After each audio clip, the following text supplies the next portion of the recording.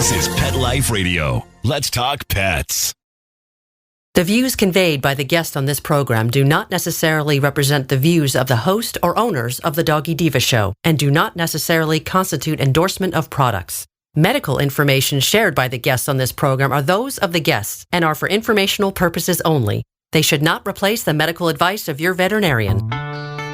Hi, this is Susan Marie from the Doggy Diva Show. This episode features helpful advice for preparing your pets for weather-related disasters. That's what's on our show, so let's get started. Come here, babies. It's time for a treat, the Doggy Diva Show. Here's national award-winning author and animal advocate, Susan Marie. Hi, welcome to the Doggy Diva Show, the show for animal lovers. I'm your host, Susan Marie, and as always, I'm joined by my canine co-hosts, the Doggy Divas themselves. Thank you for joining us today as we bring you the experts in the pet and animal world right to you. Contact us at thedoggydiva.com. That's the DOGGYDIVA.com. We love hearing from you, so go grab a cup of coffee and your pet's favorite treat, and we'll be back in just a moment. Take a bite out of your competition. Advertise your business with an ad in Pet Life Radio podcasts and radio shows. There is no other pet-related media that is as large and reaches more pet parents and pet lovers than Pet Life Radio. With over 7 million monthly listeners, Pet Life Radio podcasts are available on all major podcast platforms, and our live radio stream goes out to over 250 million subscribers on iHeartRadio, Odyssey, TuneIn, and other streaming apps. For more information on how you can advertise on the #1 pet podcast and radio network, visit PetLifeRadio.com/advertise today. Let's Talk Pets on PetLifeRadio.com.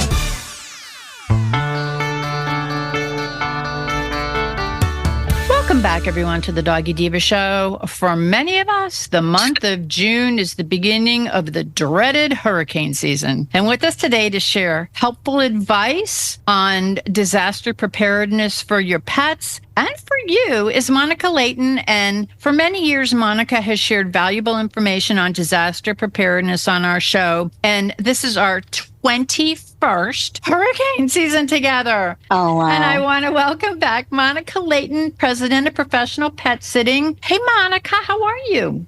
It does not seem like it's been 21 years. I know. We were babies back then when we did our first show, but this is our annual hurricane disaster preparedness show for the pets. Now, this is a long show because we have so much information to share, very, very pertinent information. And I know that I started it off that it's the hurricane season for those of us in Florida and in the Gulf, but it's also disaster preparedness for any weather-related disaster. So for those of you around the country with wildfires, floods, tornadoes, whatever, it's not just for hurricanes. This will benefit anyone with any sort of a weather disaster. So Monica, why don't we start? And I think that we're going to start probably with one of the most important things that kind of lays the groundwork, which is our pet IDs. We've learned about how important, microchips are, especially, in huge storms like Katrina, where you had pets that were being rescued and sent to foster in different states and families getting separated. One of the best things you can do for your pet is make sure they have identification. And we are talking identification on all levels. You want to make sure that you have your pet microchipped, but not only microchipped, you want to make sure they're registered. One of the most important things, microchip is easy. It's a small chip that's about the size of a piece of rice. They give it via injection between the shoulder blades, and it transmits a number. And one of the most overlooked things when it comes to microchipping the pet is making sure that that number is kept up to date with your information. So a lot of people, get confused as to, is my number stored on that little chip? Is that what they get when they scan it? And it's literally just an ID number. And when you get that chip, oftentimes when the pet is adopted from a rescue or as a puppy, then that information is put into a system and you're given the ID number. So your ID number, 1, 2, 3, 4, whatever it is,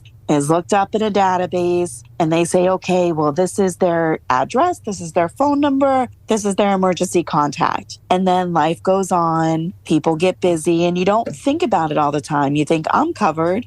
And over the years, you move, or your emergency contact moves, or you change phone carriers, you change phone numbers, you change email addresses. And I always tell everybody, once a year, when you're getting your disaster stuff together, make sure that your information is up to date, make sure that your chip information is correct. And not only having a microchip, but having some kind of identification on the pet is huge. If your pet gets scared when you're walking them, before a storm or just in general and they get out, some of the quickest ways they get home is by friends and neighbors that recognize your address nearby. Having a collar with the name and phone number on it, or having that pet ID tag. Rabies tags can be traced back to the owners off the licenses. But making sure that your pet is identified, even cattle, large animals, in storms, people will put their phone numbers and stuff right on the pets when it comes to large animal care. There's a lot of ways you can identify your pet, but that is one of the most important things to do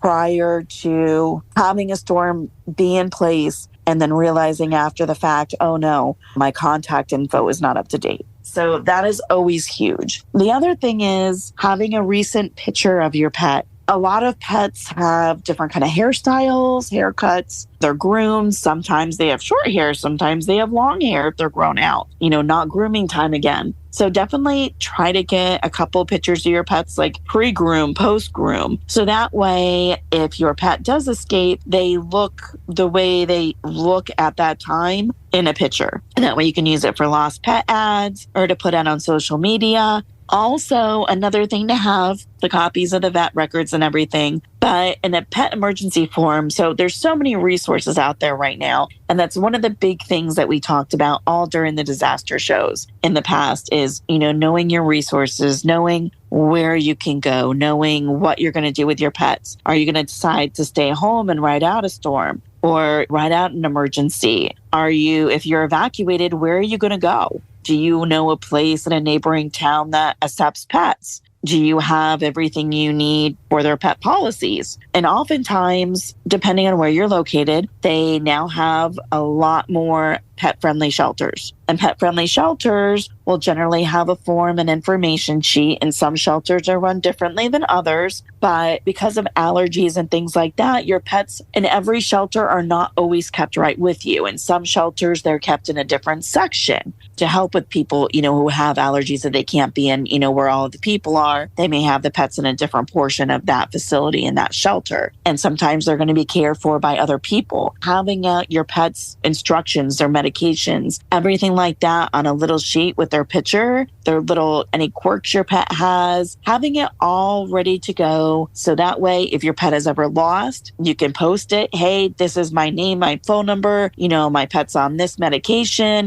this is their health needs. This is what they look like. Be cautious. Don't chase. It's fearful. The pet will run, or any pertinent information like that is always good to have in a paper format ready to go. So that way, if you are at a rescue and somebody else is taking care of that pet, or a shelter, if the pet gets lost, no matter what the situation is, if you're separated from your pet, then they have everything they need to make your pet comfortable and be able to get your pet or care for your pet if you're not able to be there, depending on what's going on and what situation you're in during a disaster. So always start with info for your pet. Is my pet, microchipped? Do I have tags on him? Can somebody get him back to me? And if he is separated, how are people going to know to get him back and what his medications or illnesses or anything is? So that's always bare minimum for me. The best place I always start with people is let's get them identified.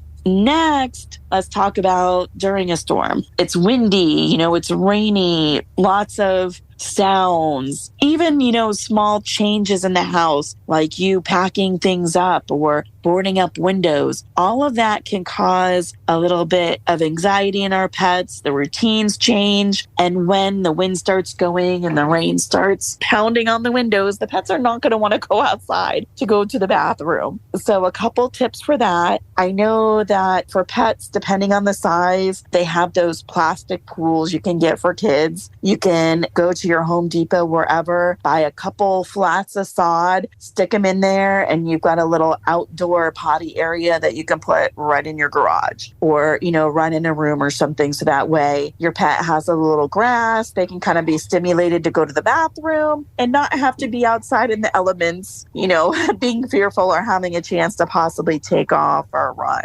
Another thing that's great for our cats, you always want to have something that is big enough for them to be comfortable, but small enough to kind of secure them. And we talk about our pets, like having our safe rooms ready in our house. And if you get into an emergency, you don't want to have to go running around the house trying to see where your cat is hidden or, what bed they're underneath, or, you want to get them in a situation like a crate that's big enough to put your litter box in. And if you have a closet or a safe room already, then have a litter box in there and have it big enough to where the pet can come in and out of the inner box and still have a spot to lay down. So that way, if you are at home during the entire storm, you have the pet ready to go. They're in an area where you can grab them, put them in a carrier and go, so you're not searching, but they're also able to get some quiet, to kind of be relaxed enough to relieve themselves. That way they're not holding it for however long the storm is. And those of us who have been through hurricane season, sometimes the weather's, not so great for, a long stretch of hours. So you want to make sure that they have a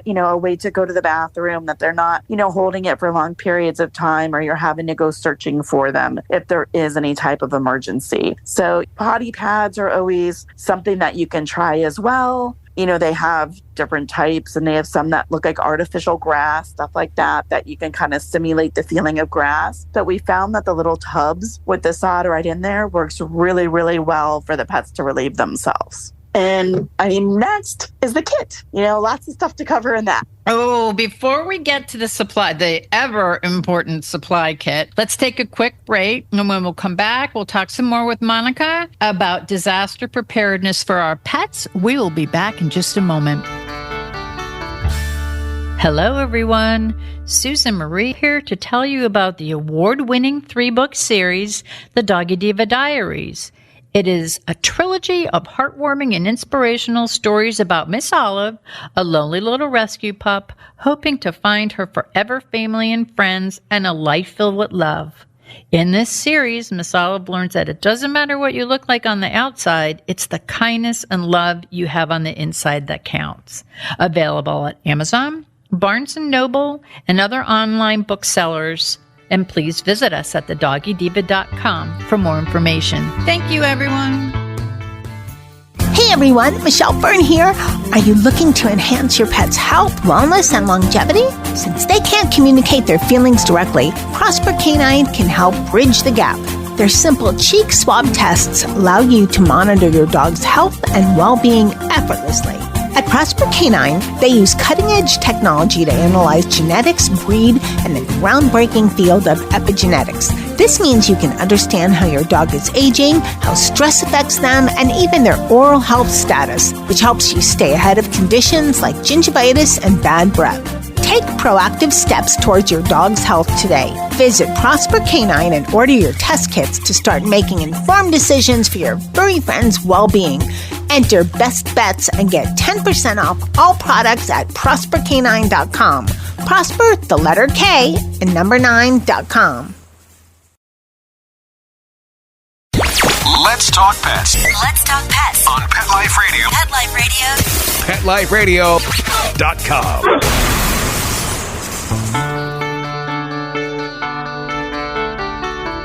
Welcome back, everyone, to the Doggy Diva Show. We're here with Monica Leighton discussing the very important disaster preparedness advice for pet parents for weather-related disasters. And Monica, just before we broke, we were talking about pet IDs and some of the things to have in the house once the weather, once the storm may hit. But we need to talk about the most important thing, which is the disaster pet supply kit, which I know is very important. One of the things we talk about each year is how it's so important to prepare and plan now, because you never know when it's going to happen. So let's talk about what we need in the ever important disaster pet supply kit. Absolutely. And that's it. I mean, you want to be prepared and have all this stuff done in advance. So when it does happen, it's not, oh my gosh, where is this? Where is that? Do we have everything? Do we have all of us?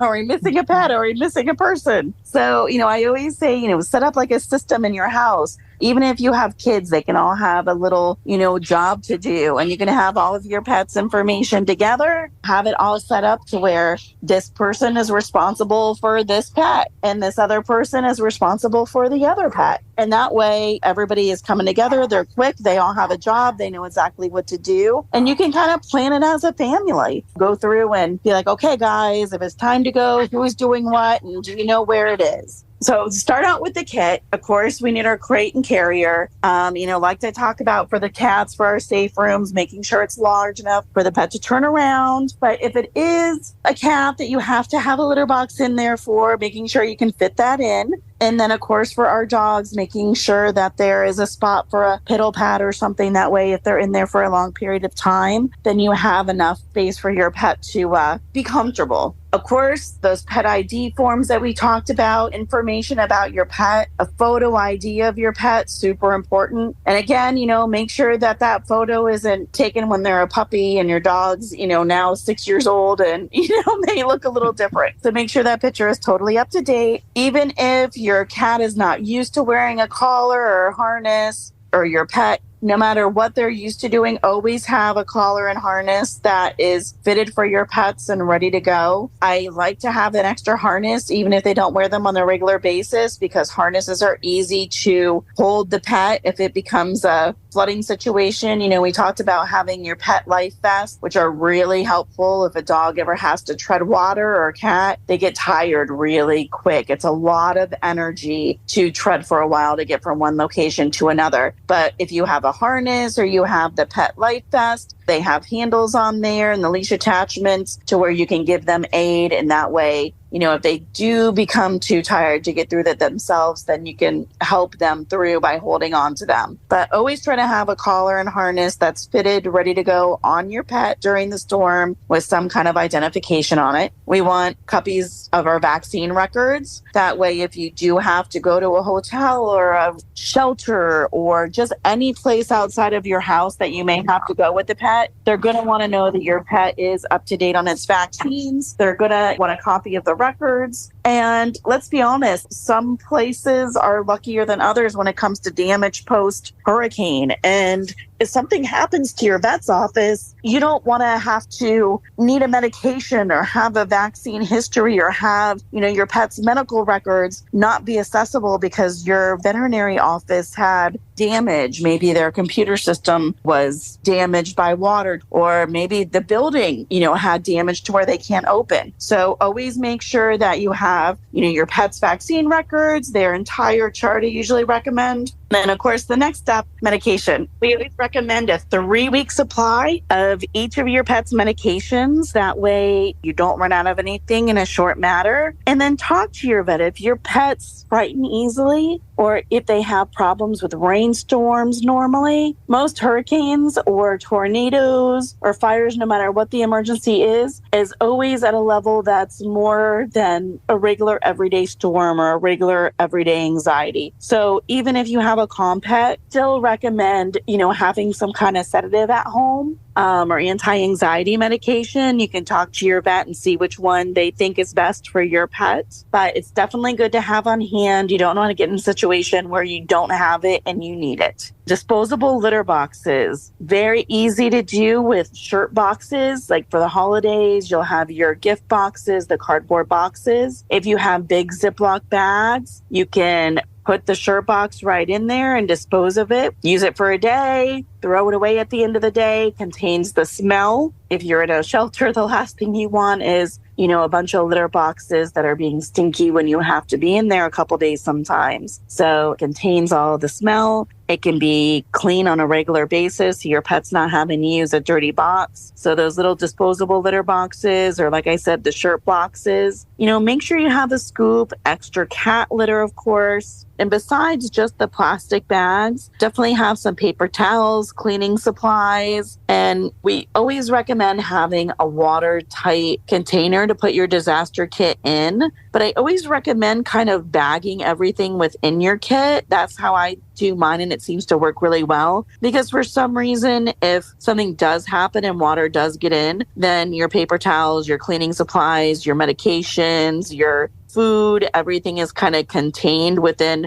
their own little Ziploc bags. So you have bags for each thing you need. You can find them easily instead of digging through a bunch of different items. You know, like, okay, this bag's all of my first aid. This bag is all of my cleaning supplies. This bag is all of my, canned food and can opener. So it kind of sections it out, keeps it organized so you're not digging through a bunch of stuff in a box. And it also keeps it a little more protected. And of course, having your paperwork and everything in a plastic bag always. So we talked about our litter boxes. We talked about our sedatives and medication. So let's talk about food. Always want to have a 3-week supply of food and water in our kits, but it's really important that you're checking these kits on a regular basis to kind of swap around that food. So this is just how we do it in our house, and it may not be the best thing for everybody, but whenever I get a new bag of food, I put it into the disaster kit, and I take the bag that's in the disaster kit and use it in the house. So we always have, a bag going, but they're always swapped around. And our disaster kit is right on a shelf in the garage where it's easily accessible right there when you walk in. So it's easy just to pop it open, grab the bag, put the other replacement in, and bring it into the house when the pets need more food. But it keeps it swapped out. If it's something that you are just checking on a yearly basis, if even there's a chance that that food may not be in date anymore, it may not be that fresh. So I just find that as a way that works for me to keep it alternated all the time. But of course, everybody do what's good for, works for you, because the easier you make it on yourself, the more you're going to follow through with it. So however, you do that, just making sure that the food is swapped around and kept fresh. Always have a manual can opener. You would be surprised how many of those pop cans, if your pets eat canned food, like the little pop tops just won't work or they'll pop off, and then you don't have the can all the way opened. Even if you have those little pop top cans, still have a manual can opener just in case if your pet does eat canned food, because it happens to me on the regular all the time, and I'm not even in a situation to where we don't have anything available. Better to be covered and have it. Water bowls, food bowls. You can use the little paper bowls that they sell at the store, so that way they're kept fresh and clean. Or there's a lot of plastic travel ones that you can kind of push down to save room. They're kind of collapsible. Those are great. Just making sure that, you have bowls for the food and water. I love the little paper ones for wet food, because if you're in a rescue or a shelter or a hotel, sometimes it's always not the easiest to wash a lot of bowls and dishes and stuff like that. So the disposable, paper ones are great for the canned food, in my opinion, because you just toss them, done. You don't have to worry about cleaning. Toys and blankets that your pet finds familiar is also a great thing to have in your kit. It has a smell of home that helps ease the anxiety. Also towels, if your pet gets wet, it's raining. Towels also help when, a cat is scared, if you have to move them out of a carrier into a crate or vice versa. Being able to wrap them in a towel for extra security and to grab hold of them, it's a very good thing to have. You can never have enough towels in there. Basic grooming items, again, if it's, a hurricane or a tornado or a flood, pets get wet. Some of them have long hair. Definitely, grooming supplies, basic items. Definitely nail clippers. I know it sounds funny, like, if we're in a hurricane, are we going to be clipping our dog's nails? But if they get long or they get broken, pets will get scared and they'll run or they snag their nails on things. And you want to have a nail clipper in case, they crack a nail so you can cut it off nicely and evenly. It just make sure you have all of the grooming items in there. It doesn't take a lot of room. And again, we talked about the detailed instructions, but having, each of your medications labeled with what the instructions are as well. And in there, the copy of any emergency numbers you have for your family. If you are separated and they can't get you, I always recommend, having somebody out of the area as an emergency contact, because if you're in a heavily affected area, there's a good chance cell towers are down and phone lines are down. So having somebody that also available people that's, a little outside of the area that can answer the phone and say, hey, I know their plan was to go here. This is where they're planning to be. Then at least somebody knows where you're supposed to be. And if you don't make it there, can send help or know, where to go to find you. They may know your route that you're going to take to get to a shelter or to get to a hotel. So it's good to know what those plans are. Give that to, your emergency contact, and let them be able to kind of be your backup, somebody to check in with. And it goes the same thing for your pet's information. If your pet gets lost and they can't readily get at you on the phone because you are in an area that has phone lines affected, then they can at least get a hold of the emergency contact. And veterinarian's information, huge. If you're a veterinarian, a lot of veterinarians do work during the disasters that always have their information in there. Flashlight, batteries, and of course our pet first aid kit. I always kind of keep this one to last just because I feel like it's its own little entity within the disaster kit. But you will be surprised how many little, minor injuries can be solved or at least made better by a small pet emergency kit. So I always recommend, bandage materials, antiseptic, alcohol, peroxide, gloves, tweezers are a big one, a muzzle. The nicest dogs in the world, if they're in pain, they can, nip or bite just out of pain reflex. So you may think, I don't need a muzzle. My dog is nice. He would never bite anybody. But if your pet gets hurt, it's better to be safe and protect your pet than have an issue to where somebody's trying to treat him or help him and, have to worry about them getting bit, because some things hurt and it's just within the pet's nature to kind of protect themselves in that manner. So it's always, something that everybody should have in their kit. Of course, gauze, basic, the soft wrap, something that you can put gauze around and tape it, nicely to where it is not too tight on the pet, but it also secures and holds. So I love, like the cling wraps that stick to themselves, things of that nature. And of course, the extra Ziploc bags to put everything in, kind of keep it organized. And, last but not least, I always say, keep a septic stick or the, like when you clip your pet's nails, they have the powder that you could put on there to stop the bleeding if there's a nick, cut, something like that. But that can come in great for caught nails or even like little, nicks on an ear, things like that. Maybe you had to go through trees or something to get to wherever you're going, because hurricanes, tornadoes, trees usually are flying around everywhere.